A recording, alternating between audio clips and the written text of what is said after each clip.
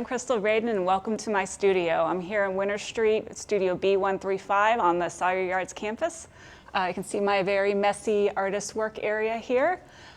Some work in progress over there, and then this is in my studio. I have the art available displayed here.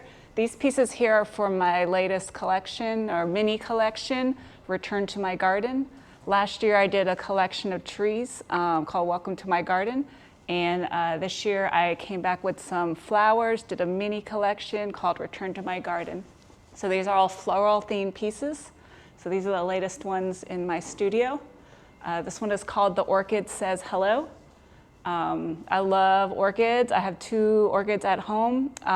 They don't bloom very often, so I'm still trying to learn how to grow them and care for them. But one did bloom very recently, and so this was the painting of my little orchid that bloomed there. I decided to come out this year and say hello, so now it is shared in a painting with everyone. This piece is called Summer Paradise.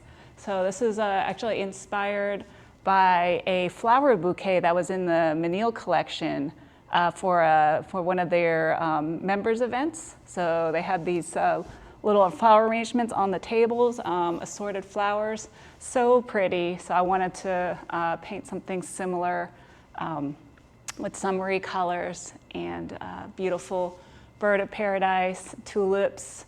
So I feel like it's an unusual flower pairing and lovely colors.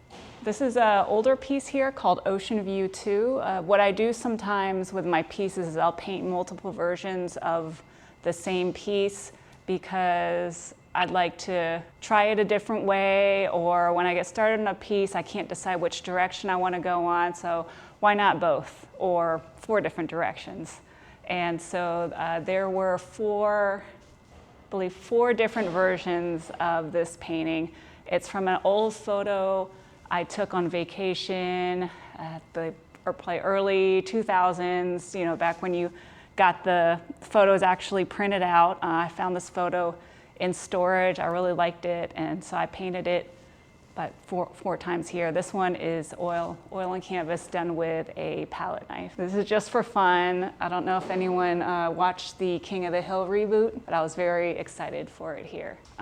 And here, the purse that Bobby claims. These are my mini coin purses, coin pouches. They have my artwork printed on them.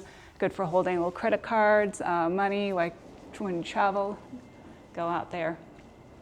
This is it's kind of a gallery wall, eclectic collection of different pieces here. These 2 here are collaboration pieces. The top one is a collaboration with the photographer, the LW, so Marty Gator. So this was his original photograph of an alligator here. And I added a Mardi Gras hat and a little party buddy, and the frame is also painted to match the theme of the piece here. This is a collaboration with Teresa Staley, Par Vader.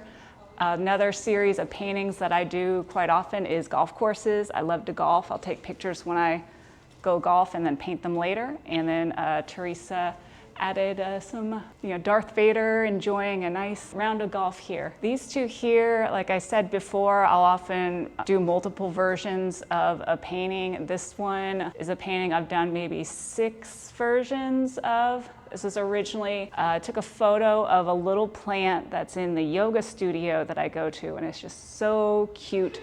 And the way the light hits it, I just love this one plant. And it's this one specific plant. There's like 6 plants in a row. They're all, the same plant in the same pot. But there's just one, I don't know, the way the leaves sit, the way the light hits it. So this is number 2 and number 3 in the series here. Up here, this is a piece called Welcome to Miami. It's 11 by 14. It's acrylic on canvas. It's done with a palette knife. This was based on a photo taken by the LW. He did a lot of road trips fairly recently, took a lot of photos of the different areas he traveled. So this is from Miami. It's a really great photo. And he told me I could paint whatever I wanted. So I selected that photo and did this piece here. These up here are another collaborations. These are with Anita Ebeling. She does hand beaded jewelry. So these are fun because on the back is, this one's my original painting, this one's a reproduction. But her earrings are handmade, so you can take them off, wear them out, and when you're not wearing them, you display them on the wall as artwork there. So even if you're not wearing the jewelry, you can still look at it and enjoy it every day here. This area I have prints, cards, bags, just smaller items, gift items, and merch. Well, thank you for visiting. This painting is called Vintage. It's acrylic on canvas. This was done with a catalyst wedge, and I did this, the colors are based on a vintage sundress that belonged to my mom. It's really, really fun colors. The dress is from the 70s, so I made a painting inspired by the colors on the dress there. And I've also made some merch, some bags with the same print with the fun colors so you can take art with you. This piece is called Lost and Found. It's actually done when one of my classes at the Glasshouse School. So the assignment for the painting was to tell a story. So this painting tells a story of Terry Jo Duperot. So in the 70s, she was a little girl, 11 years old. In the 70s, her family went on a sailing trip. They hired, I believe, a boat and a captain. While at sea, the captain killed the family, and she escaped on a little life raft, and the captain sunk the boat. He was rescued, told everyone on the rescue that there was a storm that came and capsized the boat, and the family died. And they searched for 3 days for her, and they finally found her. But one of the reasons why it took so long to find her is that she's a very small child in a small life raft, and the life raft was white. So they had the planes flying overhead to look for her, but you can imagine looking down, seeing a tiny kid on a white life raft among the waves with all the white caps. It's very difficult to pick out. So it's one of the reasons why life rafts today are yellow and orange for high visibility. So this tells a story. This is a view of the planes looking down. The cloud forms are here, and you can see a little figure of Terry down here among the waves there.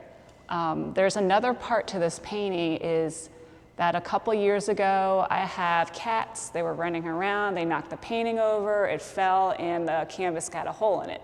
So at the time, I put it in the closet. I was like, okay, I don't know what to do with this. So I was like, I'll deal with it later.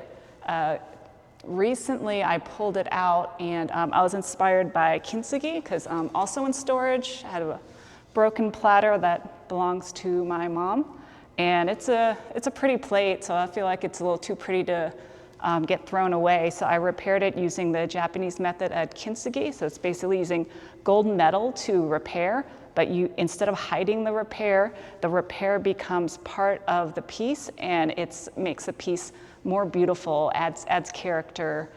So it's basically, even though it's broken, it's healed and it's become more beautiful in the process. So I used the same methodology for the paintings here. I repaired the canvas, and instead of camouflaging it, I added silver leafing here, and also around the painting. So if you look close, well, the damage was here. I don't know if you can really see it there. On the back, you can see my patch there. So that's the second element to this painting here. So it's part of a kintsugi-inspired piece to make the story go on a little more. A lot of times I get asked, how do you know when a piece is finished? Or a lot of artists that are starting out, especially when they're starting out, will worry that, oh, my piece isn't good or not. So what I think, as many as you know, there's no such thing as good or bad art. It's about the process. It's how you make you feel, and it's about how you create it. So like the plate, this could be considered a broken plate that you just throw away. Oh, okay, kind of the plate's a failure. Delete that part out.